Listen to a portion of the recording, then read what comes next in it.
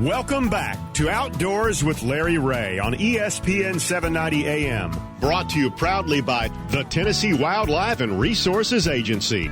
Hey, good Saturday morning. Welcome back to Outdoors with Larry Ray. I know that this fourth Saturday, Ron Wong and Bill Cooksey are our co-hosts, as they normally are on fourth Saturday. But as we said, they're not with me in the studio, but they're on by phone. Bill in Jackson. Ron is probably at home or on one of 1,600 lakes. Okay. I'm at home. Early Saturday morning. Early Saturday morning, but I am going fishing. He's going fishing. As soon as we get through. All right. Well, we'll make you stay a while and everything. Speaking of fishing, are you ready too? Well, I bet this guy's ready. I know our next guest is ready, even though he got turned back from New York and had to go back home. Golly, on the cloud from what he's done in only his second event of the trail, caught a tournament best 5 bass limit that weighed 27 pounds 11 ounces on the final day of the Bassmaster Elite Series DeWalt at Lake Eufaula. 4-day total. Ron, get this, 84 pounds 8 ounces, and he won $100,000. So, buddy, how many more friends you got now, Buddy Gross, than you had before? I'm gaining them every day. I love how it feels, though. I'll take it every week. If that's what they want to do. Well, let's talk about it, buddy. A lot of folks here in Memphis, you really put a buzz in what you did and the way you started. I think you were down in the 40s, something or another. Then you jumped up, but really that last day at Eufaula, you really put on something. So talk about the victory and what it meant to you. I mean, you've been in 10 tournaments overall or something along that line. Talk about how you won it and what has it done to change your life? Well, I tell you, it come out of nowhere. I mean, I've been, it's always been a dream to fish the Bassmaster Elites. This is my first year on board with them, and, to come out of the gate running, that's good. I mean, I had 11th place finish at the first one, and then I get a win at the second one. You can't ask for no better. It's almost like a fairy tale, and I had my wife pinch me all the time to make sure I'm awake. But it was a great tournament. We started off back in the pack and just had to dig our way through. And after the second day, I kind of figured out a deal with a bait, and that bait made a big difference in our game plan. Well, talk about that, because Ron Wong is going to ask you about the bait. I mean, and then Bill Cooksey is going to have to explain to me what it was. But well, I just. Everybody was throwing worms, and I'd been throwing swim baits and swim jigs, and I pretty much relied on all brush. I went down in pre-practice and found several hundred and was just working my way through them, and I picked up a jig one day, and I broke my line off on a worm and picked up a jig. And when I picked that jig up and threw it in that brush pile, they couldn't stand it. I mean, it was almost – some brush piles I get 15 fish out of. I mean, it was just a game changer. And I still picked up and rotated through my swim baits and everything, but – the jig's what got it done in the end. Well, I know there was a lot of brush pile changes too, wasn't there, buddy? I mean, between when you were there practice and when you got there, I think I saw a quote where you said that about the brush piles there that the people in this town must be part beaver or something. Yeah, they were doing their homework now, I'm telling you. But the problem with it was some of them got gone and some of them showed up. So the pre-practice stuff was a great place to start, but once we got there and I got to practicing during the official practice, I found some of them had been gone, and I found some new fresh ones. And I think one thing that played key on one of my places I fished was they'd had a series event. FLW had a series event before, and a lot of locals fished it. I think some of those guys have freshened up the brush piles, and I got lucky enough to find some of them, and it made a big difference because fresh brush produces lots of oxygen, and the fish will draw to them from all over the flat, and I know I found some of that stuff because you couldn't even hardly get it through it. It was brand new, and it seemed to make a difference. Well, I guess you've already had a parade in Chickamauga, Georgia. I mean, they've probably turned off the one red light. I don't know, but that you have put that. I had no idea of Chickamauga, Georgia. I mean, I knew you were from Georgia. But I did not know it was Chickamauga, Georgia. So a lot of history. Go ahead. Tons of history. I grew up within 10 miles of the downtown Chickamauga my whole life. So it was pretty neat to come home to that welcoming. Well, what does that do to your career? Talk about that.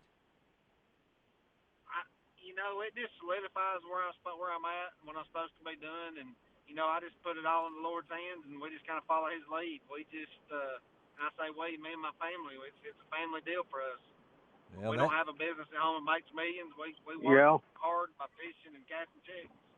Well, that's what I was. Buddy, I remember covering some FLW tour tournaments here some number of years ago where you won a tournament, met you and your wife and your sweet little girl, and everything has been on the up and up for you, and you've gained some really good sponsors.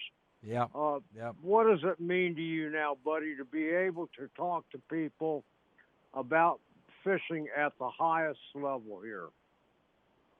I just do everything I can to try to share what I've learned. I know I'm an old guy. I'm an old rookie, especially in the elites, but I've had to learn the hard way. I've climbed from the bottom to get where I'm at, and I never fished as a co-angler, so I've had to learn. My learning curve had to be really fast for these guys. I traveled with Brian Thrift last year, one of the best in the world, and watching all the things that he'd rig up. Now I almost need a support trailer to follow me for all the tackle I carry because I traveled with him, I think. But it's been for our listeners, I'm going to give you an example. Go out to Buddy Gross Fishing Facebook page. Yeah, it's pretty because cool. He's out there to give tips all the time. Today, he made a post a couple of days ago. The mayflies are swarming the trees. Yeah. Which means it's time to break out the big guns out. The Evergreen America's shower blow is a great top water to use when the mayflies are hatching. That's the kind of stuff that Buddy likes to share. And, it's, you need to go out to his Facebook and follow Buddy because he's full of information and he's going to tell it to you like it is. Well, I think we can't look, Buddy. We hear that word rookie and all like that. And let's be honest, you're going to be 48 coming up this next birthday, right? So I quit counting a few years ago. Buddy. Yeah. Hey, no, I mean, you for somebody, 2 more years you'll be on the senior tour. No, that's in golf. No, that's right. No, we don't. we don't want to do that. But so now your kids, Bella and Miles, how old are they? Bella's 11 and Miles is fixing to be 15 or is 15. Okay, so what's the kids think now? Well, Bella's kind of embarrassed about it. Miles is cool about it. I mean, it's kind of a family deal. I mean, my daughter's kind of a natural, and Miles, he started showing interest in fishing this past summer, but I can't get him over the edge to go. So you can't. It's all on me right now. Well, buddy, I know you and your wife Leanne have traveled a lot of roads to get to where you are, so it's not something that all of a sudden you're 22. But this has got to be to let people know that you follow your dream. And I think you said in one of the press releases that you're still in the dream making business. So as a kid, I mean, the giddiness of I've seen you up on the stage when you won. I don't know if you were thinking about $100,000. But it acted like you were thinking like you were 18 again. So, dude, who would have ever thought I'd won a blue trophy my second event? Yes. I mean, that's something to talk about. I mean, it's been crazy. It's been and all I want to do is try to give back to the youth because really and truly I help all I can whoever asks. So, I've had text messages all week about how to set up units or what rod to use, and Fitzgerald rods has been good to me, and I try to send everybody I can their way, and it's just been one of those crazy great years. And Bullet Boats is enjoying the ride with me. They've been supporting me for so long. There you go. Yeah. Mercury. It's just been a great ride, and all my sponsors are all friends, and it's become a family event. So that's what I can tell you. It's pretty neat. Okay, so we know that you headed to New York, and you got turned around. Tell our audience what happened there and what's next for you.